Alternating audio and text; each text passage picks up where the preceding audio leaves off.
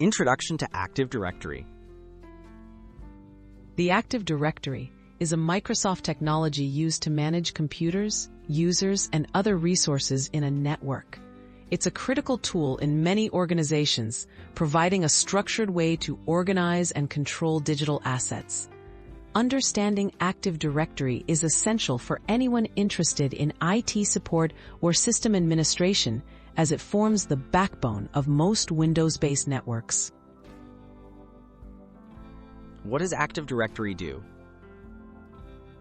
At its core, Active Directory stores information about users, computers, printers, and more. It acts like a central directory, allowing admins to easily manage permissions and access to various resources. By grouping objects into logical categories, Active Directory helps organizations enforce policies and streamline network management. Key components of Active Directory.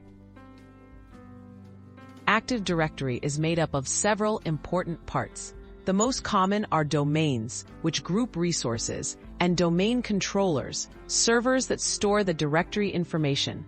Other components include organizational units for grouping resources and group policies for setting rules that control user and computer behavior across the network. Why Active Directory matters in IT roles. Active Directory simplifies user management, improves security, and automates many repetitive tasks in IT environments. For IT support and system administration careers, knowing how to use Active Directory is a core skill. It enables professionals to efficiently manage users, troubleshoot access issues, and implement security practices in a business setting. How to start learning Active Directory.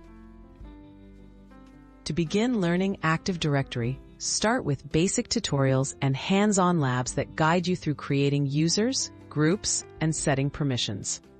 Practice in a test environment, explore common tasks like password resets and access control, and review Microsoft's documentation. With consistent practice, you'll develop a solid foundation in this fundamental IT skill.